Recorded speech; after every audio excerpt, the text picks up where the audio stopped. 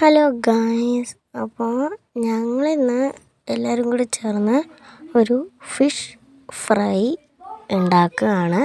ഞങ്ങൾ വെറുതെ ഇരുന്നപ്പോൾ ഞങ്ങൾക്കൊരു ഐഡിയ തോന്നി. വെറുതെ ഇരിക്കുകയല്ലേ, അപ്പോൾ ഒരു ഫിഷ് ഫ്രൈ അങ്ങ് ഉണ്ടാക്കിയേക്കാമെന്ന്. അങ്ങനെ ഉണ്ടാക്കിയതാണ് ഈ ഫിഷ് ഫ്രൈ.